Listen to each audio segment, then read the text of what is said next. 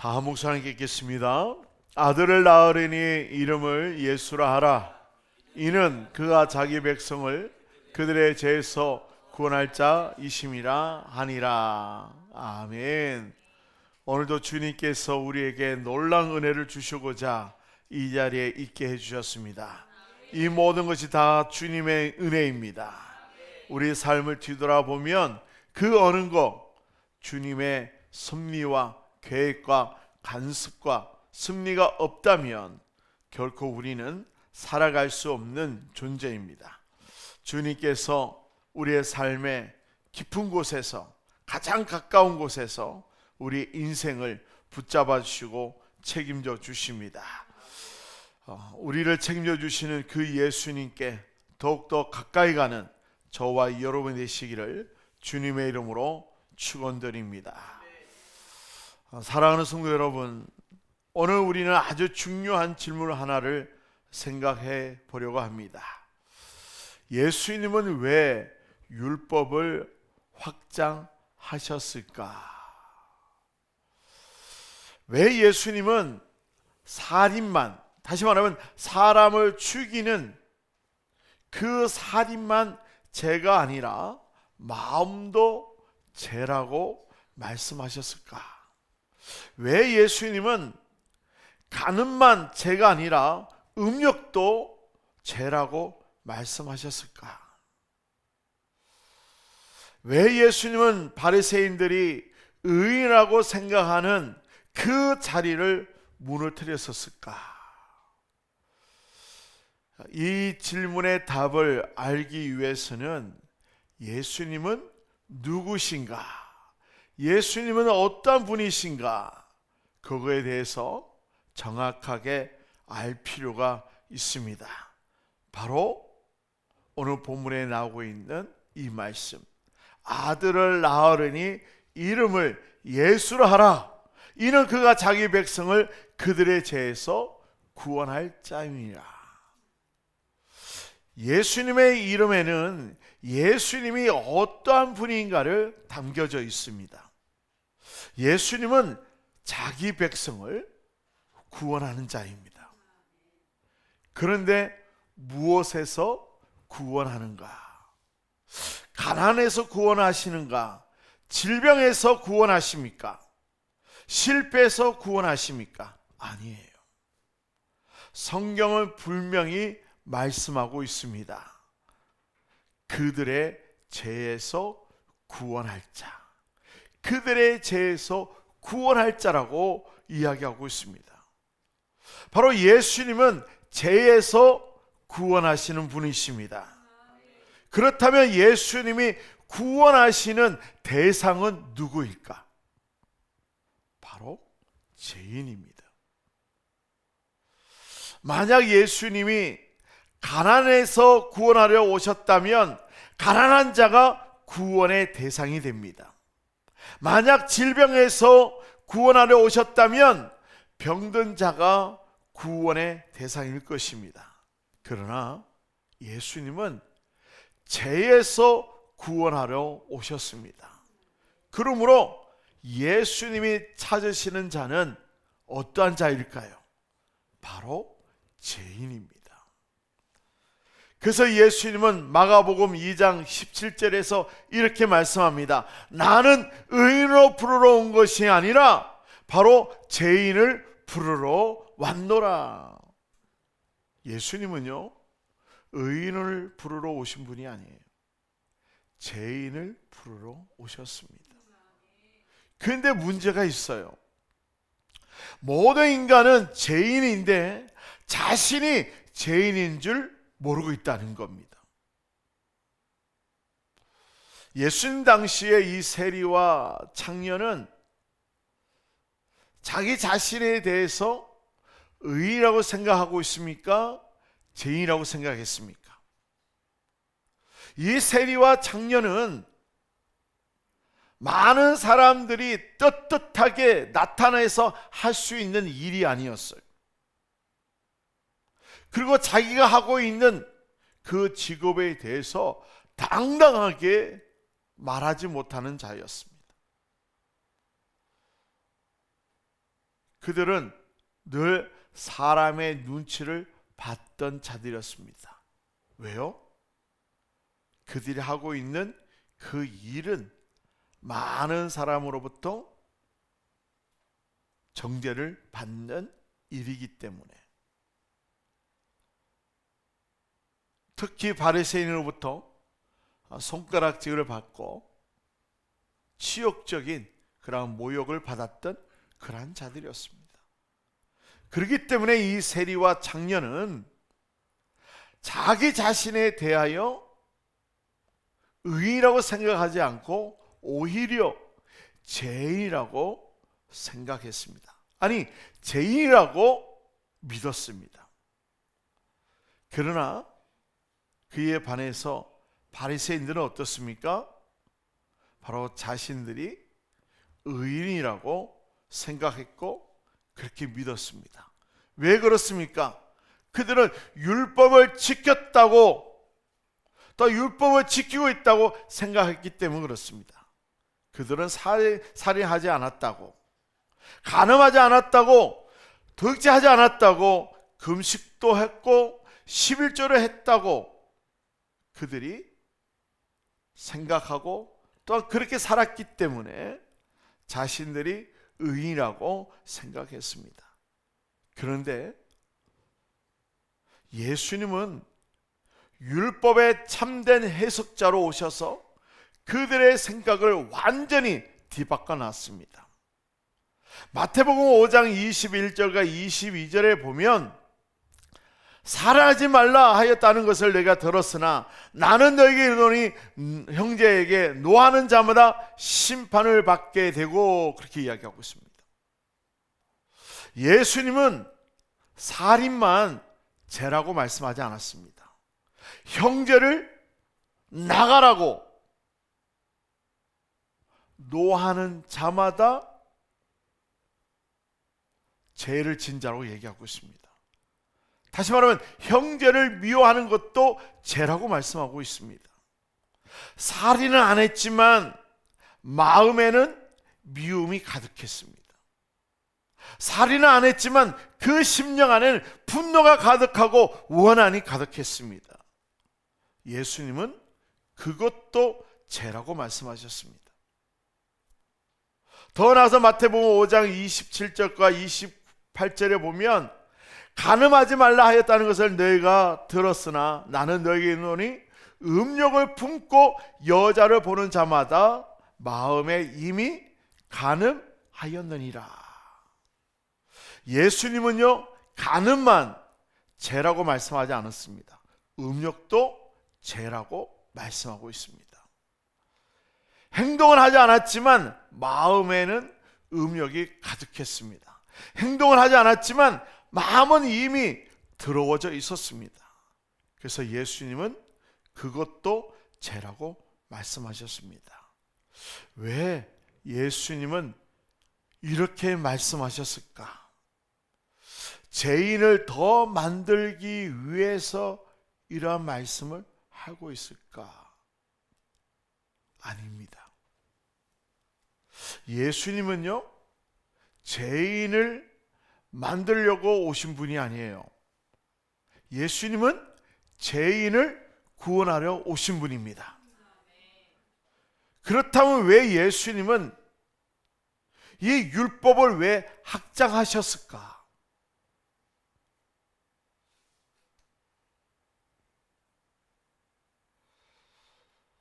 원래 죄인인 인간이 자신이 죄인임을 알게 하기 위해서 예수님이 율법을 확장시킨 거예요. 여러분, 바리새인은 죄인이었습니다. 서기관도 원래 죄인이었습니다. 다만 자신이 죄인인 줄 몰랐습니다.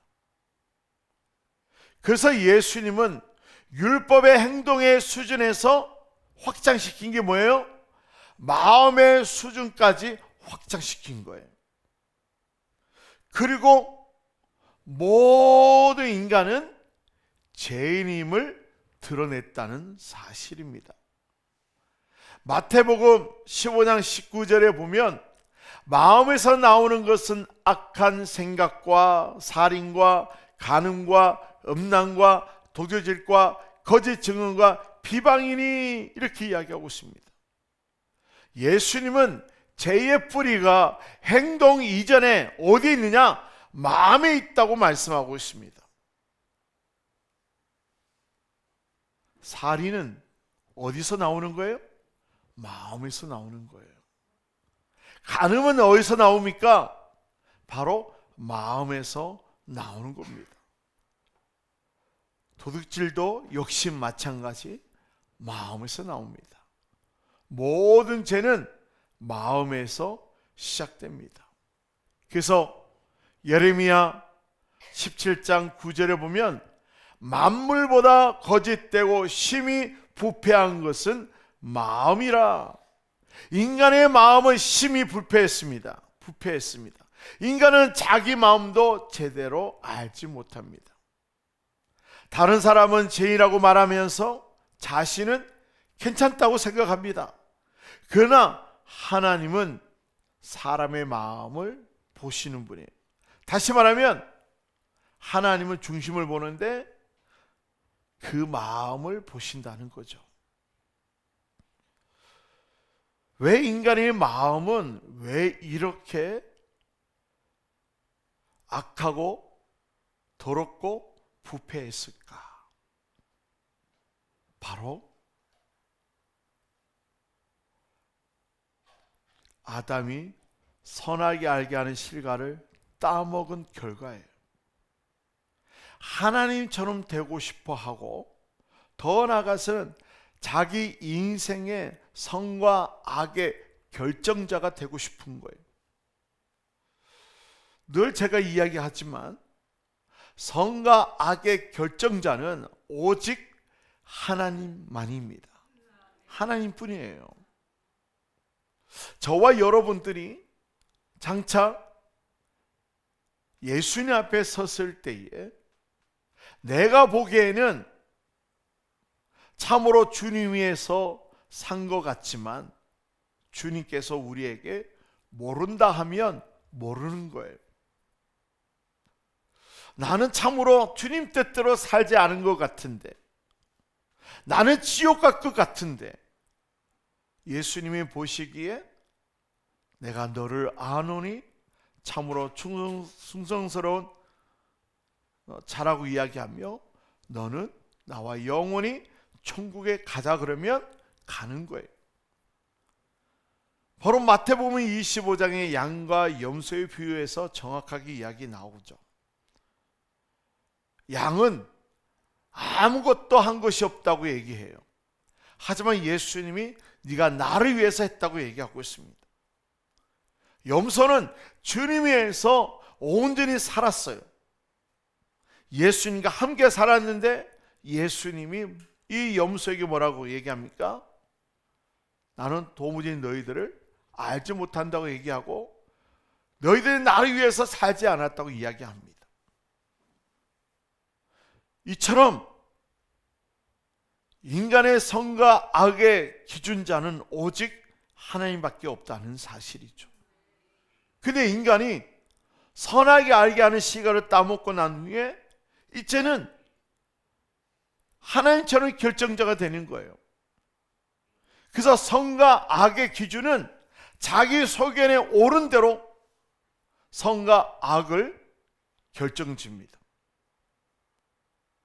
여러분, 인간이 그 다툼 속에서 선과 악을 누구 위주로 합니까?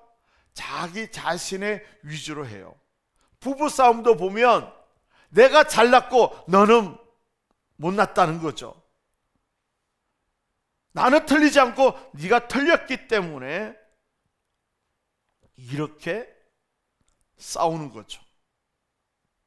이처럼 인간은 이와 같이 자기 인생을 자기 소견대로 모든 것을 판단하고 모든 것을 이뤄가려고 하는 그 재성이 아담이 범죄하고서 이 인간에게 바로 재성이 생긴 거예요. 이 재성은 결코 없어지지 않습니다. 그렇기 때문에 이 죄성은 어떠한 죄를 범할 수밖에 없는 그런 환경에 놓여 있으면 이 죄성은 반드시 드러나게 되어 있어요. 물질에 대한 그 어려움이 생기면, 궁지에 몰리면 땅바닥에 지갑이 떨어져 있으면 주인 찾아주는 것이 아니라 하나님의 은혜인 줄 알고 그것을 갖고 자기 그냥 써버리는 것이 우리의 죄성이에요. 근데 그 죄성을 이기게 하시는 그 예수님의 그 은혜로 또한 그 유혹을 뿌려칠 수 있죠. 하지만 인간의 죄성은 어떠한 환경에 놓여 있으면 그 죄성으로 인하여 범죄할 수밖에 없습니다. 여러분, 살인이 왜 일어납니까? 그냥 일어나지 않아요. 그러한 환경 속에 있기 때문에 자기 자신을 분노케 하고 화를 내게 하는, 그 도저히 주체할 수 없기 때문에 살인을 범하는 거예요. 나도 그러한 환경에 놓이면 반드시 폭력을 통해서 사람을 상하게 하게 할 수밖에 없는 존재가 바로 우리라는 사실입니다. 그런데 인간은 이처럼 자신이 이 죄성을 갖고 사는 죄인한 사실을 알지 못한다는 거죠. 그래서 어떻게 합니까? 나름대로 외식적인 그런 삶을 살죠. 그래서 예수님이 정확하게 이 바리새인들에게 말씀하시죠. 하 있을진저 외식하는 서기관들과 바리새인들이여, 장과 대접의 겉은 깨끗하되 그 안에는 탐욕과 방탕으로 가득하게 하는도다. 겉은 깨끗한 그릇이지만 그 안에는 탐욕과 방탕으로 가득하다, 죄악으로 가득하다, 더러운 것으로 가득하다는 거예요. 인간의 죄성은 아무리 그것을 깨끗게 한다 할지라도 그 죄성을 깨끗하게 할 수가 없어요. 다시 말하면 인간의 그 죄성으로 나타난 그 죄를 깨끗게 할 수가 없어요. 바리새인들은 참으로 그들은 겉을 깨끗게 하는 삶을 살았죠. 그러나 속은 더러웠습니다. 겉으로는 살인하지 않았지만 마음에는 미움이 있는 거예요. 바리새인들이 가장 미워했던 자들이 누굴까요? 바리새인들이 바로 율법과 계명을 지키지 아니하는, 그 당시에 죄인의 대표자들이 누구예요? 창녀와 세리입니다. 이 바리새인들이 이 세리와 창녀를 바라볼 때 그 마음에 어떠한 마음이 생겨요? 죄인들을 향한 하나님의 마음처럼 긍휼히 여기는 마음이에요? 아니에요. 우리 이 이스라엘 나라가 이 로마의 속국이 된 것은 바로 율법과 계명을 지키지 않았던 저들 때문에, 저 죄인들 때문에 우리가 이렇게 벌을 받아서 로마의 속국에 있다고 이야기하면서 이 세리와 창녀에 대해서 미워하는 감정이 가득 찼습니다. 그들은 늘 이 세리와 창녀를 바라보면서 정죄했어요. 심지어 병든 자를 바라보면 그들은 율법과 계명을 지키지 못함으로 말미암아 그 죄값으로 그들이 질병에 걸렸다고, 문둥병에 걸렸다고, 그래서 그러한 자들을 긍휼히 여기기보다는 오히려 어떻게 해요? 당연시하고 그들이 죄인이라고 정죄하며 그들을 바라보면서 분노하고 미움의 마음을 가졌다는 거죠. 사랑하는 성도 여러분, 겉은 의인처럼 보이지만 속은 죄인이었습니다. 결국 예수님의 결론으로 무엇입니까? 결론은 무엇이에요? 율법을 지키는 자도 뭐예요? 죄인. 율법을 지키지 못한 자도 죄인. 도덕적인 사람도 죄인. 비도덕적인 사람도 죄인. 모든 인간은 뭐예요? 하나님 앞에 죄인이라는 겁니다. 이것이 바로 예수님의 결론이에요. 그런데 예수는 왜 이렇게 모든 인간을 죄인으로 드러내십니까? 여기에 복음의 비밀이 있다는 거죠. 죄인이어야만 구원받을 수 있기 때문에, 죄인이어야만 구원자가 필요하기 때문입니다. 죄인이어야 예수님의 의를 받을 수 있기 때문이에요. 자신을 의인이라고 생각하는 사람은 예수님께 나오지 않아요. 그러나 자신이 죄인이라고 인정하는 사람은 반드시 예수님 앞에 나오게 되어 있습니다. 그래서 예수님은 인간의 의를 무너뜨렸던 분입니다. 율법의 의를 무너뜨렸던 분이에요. 행위의 의를 무너뜨리고 도덕적인 의를 무너뜨렸고, 그리고 이렇게 말씀하시죠. 너는 죄인이다.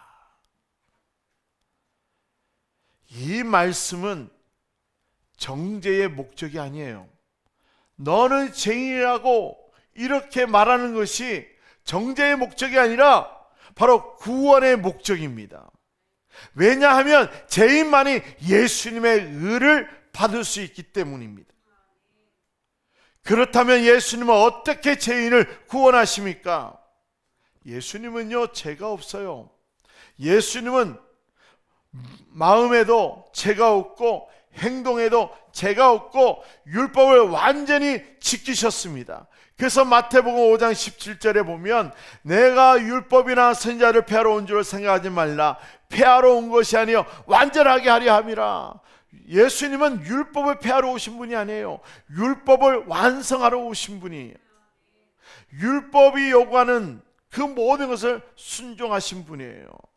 그뿐만 아니라 율법을 요구하는 형벌도 완성하였습니다. 다시 말하면 죄인이 받아야 할 그 형벌을 대신 받으셨다는 거죠. 바로 십자가에서 죽으셨다는 사실입니다. 그래서 요한복음 19장 30절에 보면 예수님께서 십자가에서 하셨던 마지막 그 말이 뭐예요? 다 이루었다. 무엇을 이뤘다는 겁니까? 죄인을 위한 구원을 이뤘다는 말씀이에요. 율법의 요구를 다 이뤘다는 겁니다. 죄인들의 형벌을 다 담당하셨다는 얘기입니다.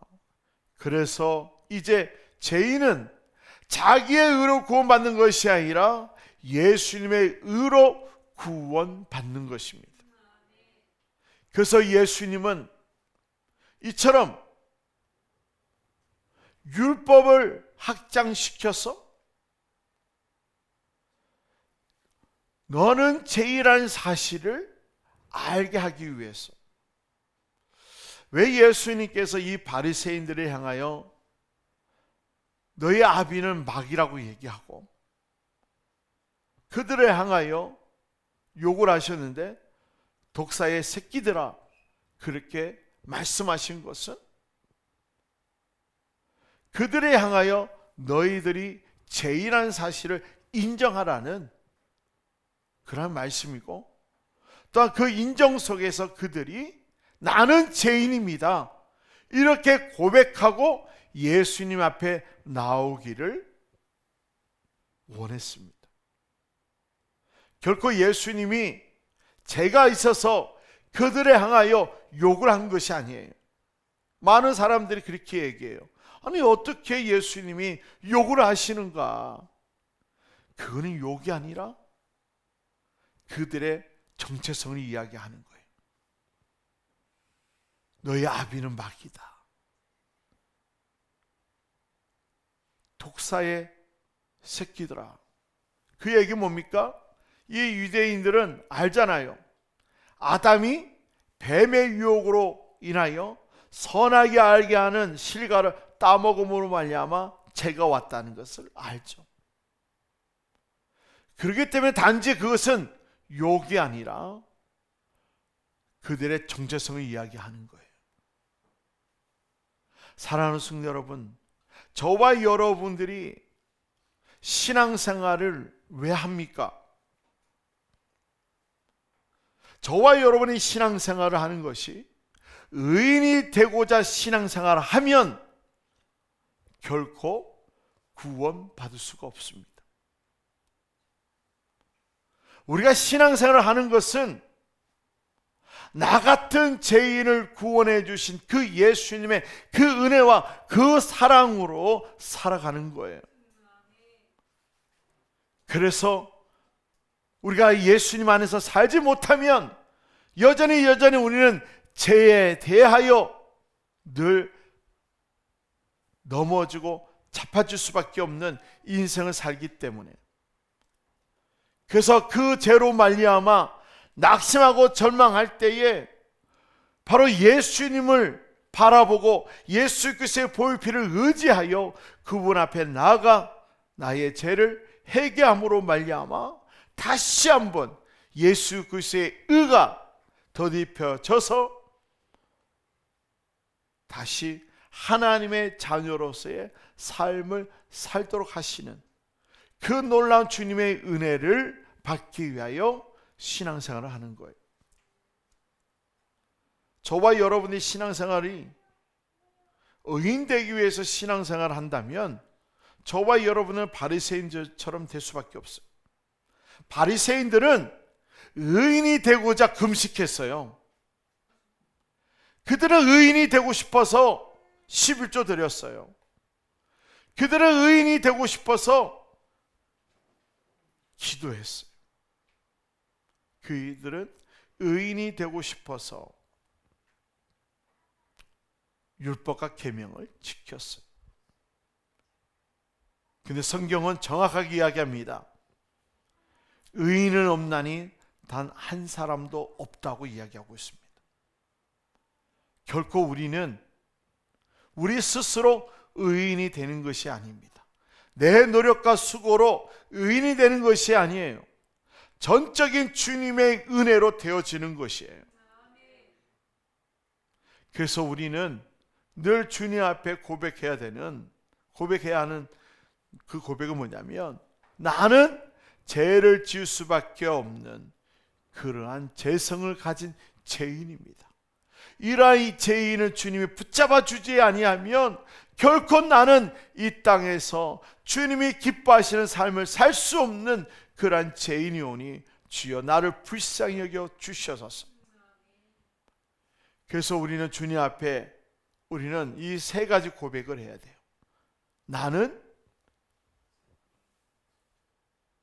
무익한 자입니다. 나는 무지한 자입니다. 나는 무능한 자입니다. 늘 이런 고백 속에서 살아야 돼요. 나는 주님 앞에 무익한 자입니다.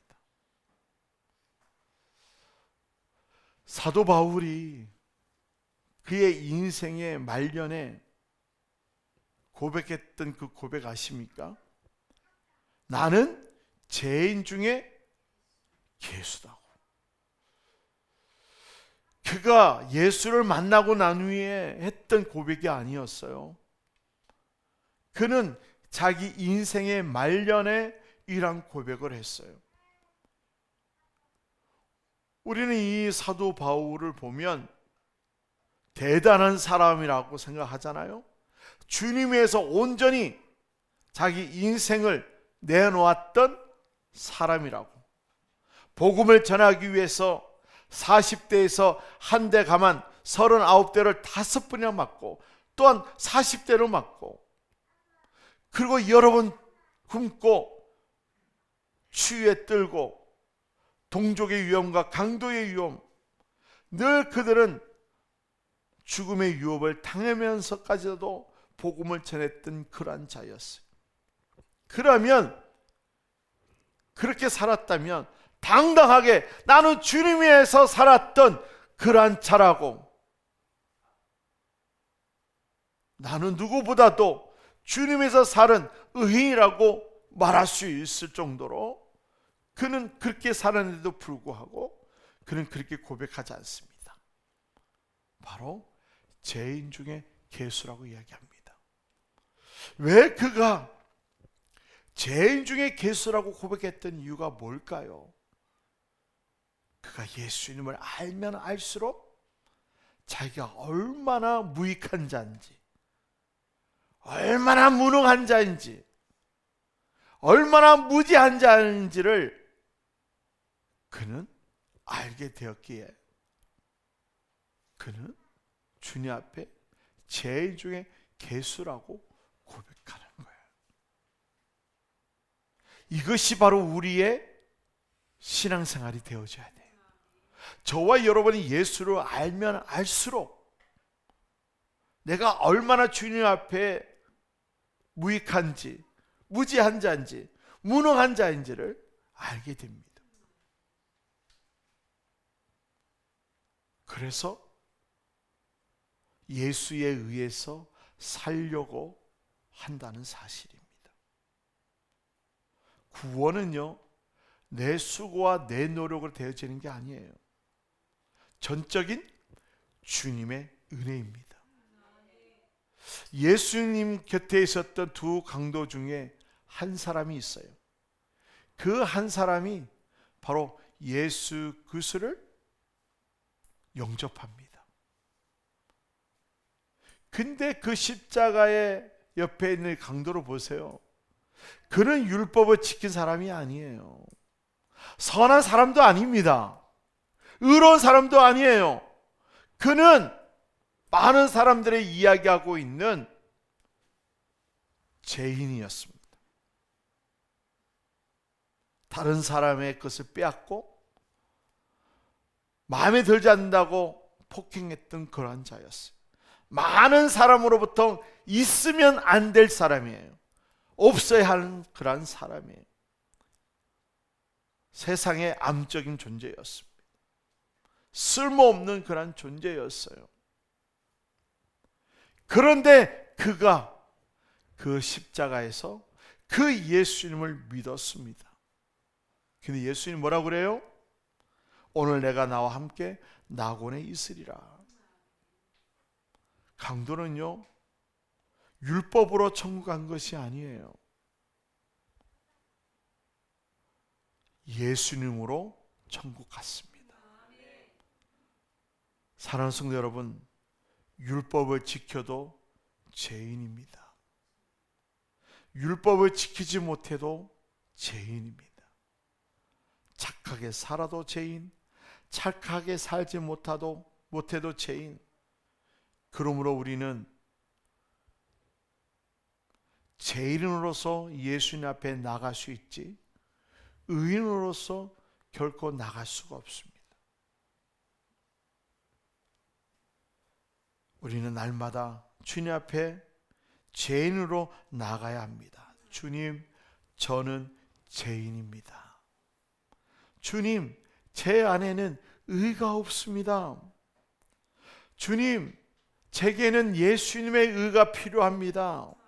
이렇게 고백하며 나가야 합니다. 우리는 명심해야 합니다. 예수님은 의인을 부르러 온 것이 아니라 죄인을 부르러 오셨습니다. 예수님은 자기 백성을 그들의 죄에서 구원하시는 분입니다. 그래서 예수님은 율법을 확장하여서 우리를 죄인으로 드러내게 해주셨습니다. 그 이유는 우리를 정죄하기 위함이 아니라 우리에게 자신의 의를 입혀서 구원해 주기 위함이었습니다. 그러므로 우리는 계명으로 가지 마시고 율법으로 가지 마시고 윤리로 가지 마시고 자기 의로 가지 마시고 오직 예수님께로 가야 합니다. 오직 예수님만 믿어야 합니다. 그것이 저와 여러분들이 구원받는 방법이고, 더 나아가서는 예수님을 만나는 그런 놀라운 축복을 받는, 그런 세상이 경험할 수 없는, 세상이 알 수 없는 그런 예수의 사랑과 그 기쁨을 누릴 수 있는 자가 될 수 있습니다. 저는 우리 사랑하는 우리 제부교회 성도들이 단지 신앙생활을 하기 위해서 이 주일날 예배당에 오는 것이 아니라, 이 예배 가운데 임재하시는, 또 말씀 가운데서 말씀하시는 그 예수님을 만나는 자가 되기 원합니다. 예수님을 만나야 돼요. 예수님은 누구를 찾으십니까? 죄인이라고 고백하는 자를 찾으시고 만나주세요. 그런데 내가 죄인이라는 사실이 입술로만 끝나는 것이 아니라 마음으로 믿어져야 돼요. 그러니까 마음에 믿어지지 않는데 입술로만 나는 죄인입니다, 나는 죄인입니다, 이렇게 고백한다고 해서 죄인이 되는 게 아니에요. 내 마음에 내가 주님 앞에 얼마나 더럽고 추악한 죄인인가를 믿어질 때에 내 입술에 나는 죄인입니다, 그래, 너는 내 앞에 죄인이다.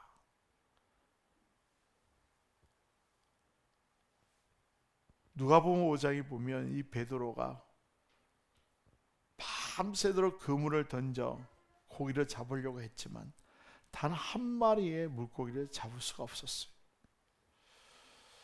이때 목수이신 예수님이 나타나서 베드로에게 묻습니다.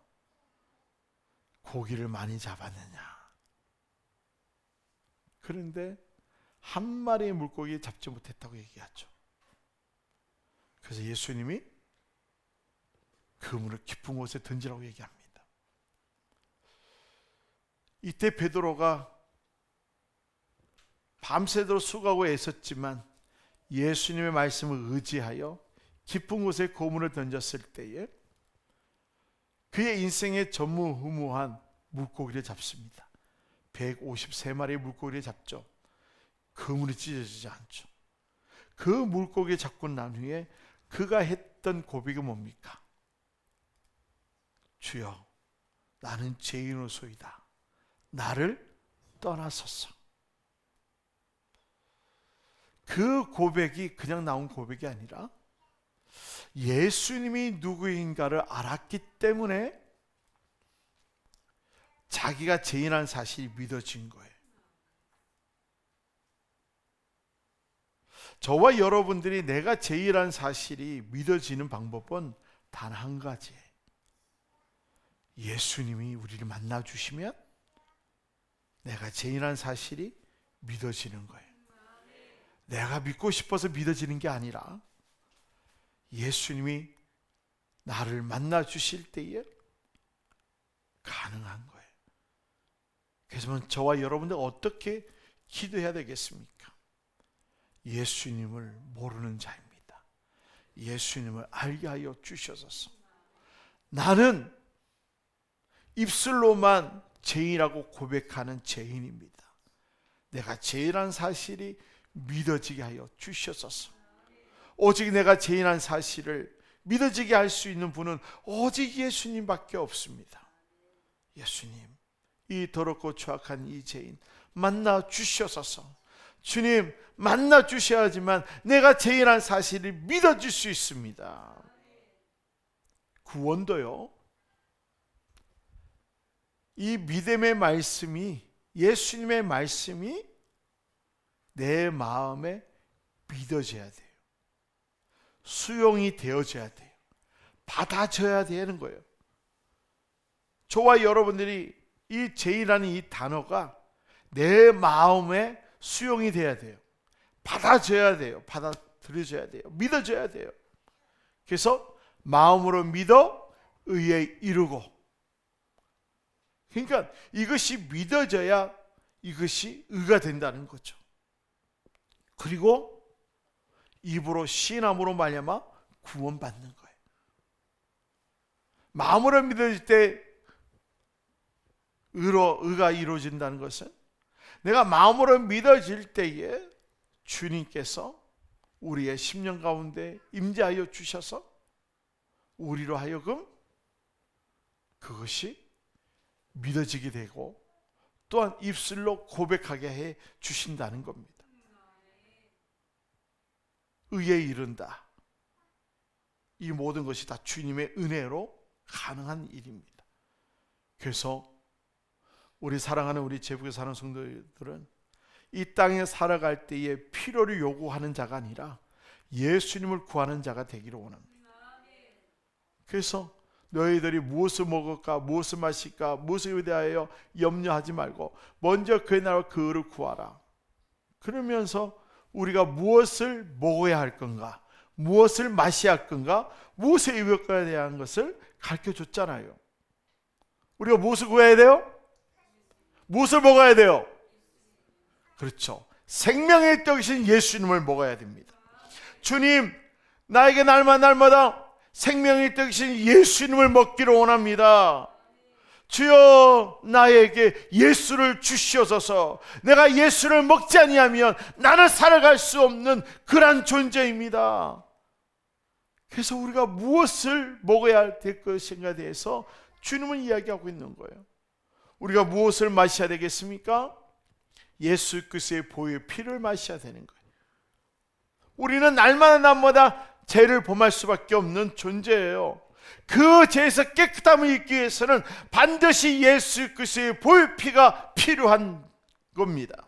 예수 그리스도의 보혈 피가 없으면 우리는 결코 깨끗함을 입을 수가 없어요. 그래서 우리는 날마다 예수 그리스도의 보혈 피를 마셔야 돼요. 그래서 생명의 뜻과 생명의 보혈의 피, 이것을 우리에게 날마다 먹으라고 얘기하잖아요. 그것이 뭐예요? 성찬이에요. 우리가 떡과 포도주를 먹으면서 나는 예수가 필요한 자라고, 예수의 공로가 필요한 자라고, 나는 예수 없이는 살아갈 수 없는 그런 존재라고 고백하며, 나를 구원해 줄 수 있는 분은 오직 예수님밖에 없다고, 예수의 공로로 말미암아 내가 구원받는다고 고백하면서 먹는 것이 오늘 여러분이 옆에 있는 바로 떡과 포도주예요. 그래서 우리는 날마다 예수 그리스도의 의를 덧입는 자가 되어져야 돼요. 그래서 무엇을 입을까? 세상적으로 화려한 모피를 입을까? 화려한 원피스를 입을까?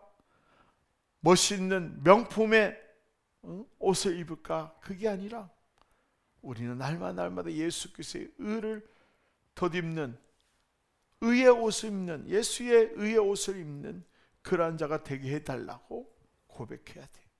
근데 우리는 한 번 의의 옷을 입었다고 해서 깨끗한 것이 아니라 우리는 다시 그 깨끗한 의의 옷이 더럽혀질 수밖에 없는 그런 존재예요. 그렇기 때문에 날마다 예수 그리스도 앞에 나와 우리의 죄를 회개하면 다시 당신의 의의 옷을 우리를 입혀주시고 우리에게 의를 덧입혀 주시는 거예요.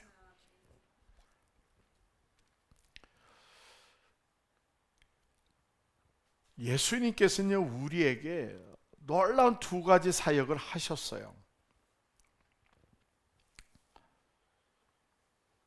인간이 범죄함으로 말미암아 지옥 가게 되었죠. 다시 얘기할게요. 인간이 범죄함으로 말미암아 구원받을 수 없는 자가 되었어요. 그러니까 이 마나스적인 그런 인생이 될 수밖에 없었어요. 그렇잖아요. 죄로 말미암아 우리 인생이 플러스예요, 마이너스예요? 마이너스야. 어떤 대기업 회장이랄지라도 돈이 많으면 뭐예요? 가끔 가다가 검찰이 불러갖고 고문시키고 마음에 안 든다고 감옥에 집어넣는데, 물질이 많다고 해서 인생이 플러스가 아니에요. 죄를 범한 인간은 많았습니다. 질병이 왔잖아요. 죽음이 왔잖아요. 인생에 늘 밀려오는 파도처럼 문제와 사건과 어려움이 오잖아요. 그는 이러한 인생에 예수님께서 십자가에 못 박혀 죽여주심으로 말미암아 우리의 이 만한세 인생을 플러스 인생으로 만들어 주셨어요.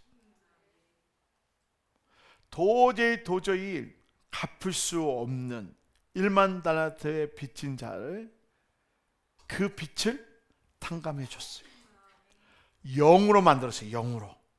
자, 보세요. 이거를 이제 예수님의 순종을 얘기하고 있습니다. 수동 순종이라 해서 예수님은 우리의 죄를 용서해 주시기 위해서 십자가에 못 박혀 죽어 주심으로 말미암아 우리의 모든 죄를 탕감해 줬어요. 영으로 만들어 줬어요. 죄가 없어졌어요. 자, 질문하겠습니다. 여러분, 예수님께서 십자가에서 우리를 죽어 주심으로 말미암아 우리의 죄가 0이 됐어요. 할렐루야. 그러면 천국 갈 수 있을까요? 없을까요? 천국 갑니까? 못 갑니까? 천국 가죠? 아닙니다. 못 갑니다.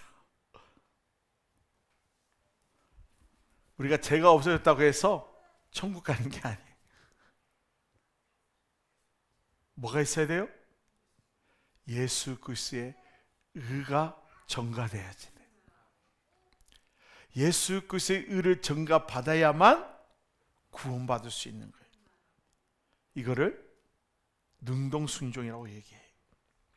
그러니까 예수님은 우리의 죄를 용서해 주는 것만 끝난 분이 아니라 바로 죄를 없이 해주고 뭐를 또 전가해 줬다고요?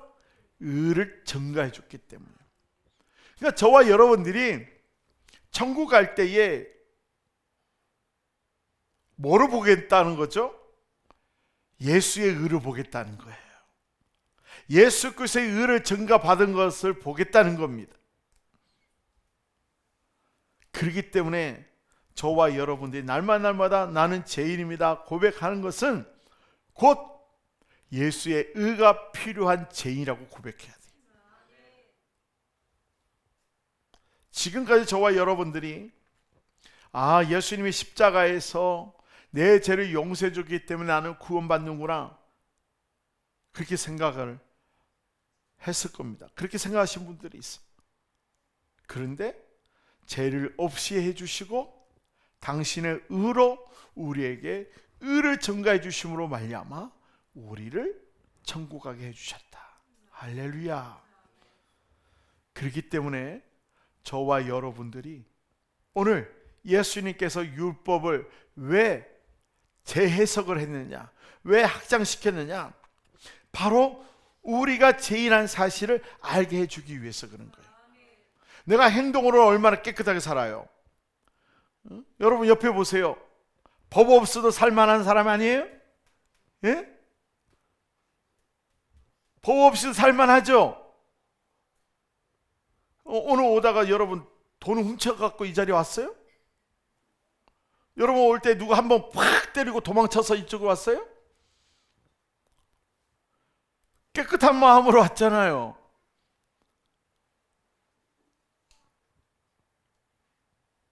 사랑하는 성도 여러분, 근데 우리의 마음을 보세요. 여러분 교회에 올 때에 우리 교회 가기 싫다, 그런 마음 없었나요? 그럼 오늘 마음속에서 갑자기 있냐? 바쁜데 말이야. 교회 빨리 가야 되는데 옆에 있는 사람이 어떤 일 때문에 나를 분노하게 만들었어요. 짜증나게 만들었어요. 그래서 여러분 마음속에 짜증난 가운데서 이 자리에 온 분 없어요? 다들 천사들인가 봐. 우리의 마음에 미움과 분노와 짜증 속에서 우리는 이 자리에 왔을 거예요. 또 염려와 걱정 속에 이 자리에 나왔을 거예요. 그렇기 때문에 우리는 행동으로는 죄를 짓지 않았지만 마음으로 우리는 이렇게 죄를 졌기 때문에 우리는 죄인인 거예요. 그래서 예수님이 율법을 확장시킨 거예요. 이 미련한 놈아, 이것도 죄라는 거예요. 마음으로 음욕을 품는 것도 죄라는 거예요. 그래야 나는 죄인입니다. 예수가 필요합니다. 예수의 의가 필요한 죄인입니다. 이렇게 고백을 해서 예수님의 의로 전가시켜 주심으로 말미암아 천국 가게 해주시기 위해서 네가 죄인한 사실을 인정하라는 거예요. 자, 우리 여사는 이해합시다. 나도 죄인, 당신도 죄인, 우리 모두 다 죄인입니다. 시작. 기분 나빠요? 죄인이라니까 기분 나빠요? 나 착하게 살았는데. 우리는 죄인입니다. 그래서 여러분들은 이제는 그 고백 속에서 주님이 반드시 여러분을 만나 주실 거예요. 여러분을 만나 주시면 여러분들은 이제는 사람을 낳는 어부로 만들어 주실 거예요. 더 이상 무엇을 먹을까, 무엇을 마실까, 무엇에 대한 염려 걱정하며 살아가는 인생이 아니라 먼저 그의 나라와 그 의를 구하며 살아가는 인생으로 주님이 바꿔주십니다. 주님이 여러분의 인생을 책임져 주십니다. 그분은 전능하신 분으로서 능히 우리를 변화시킬 수 있는 그러한 분이십니다.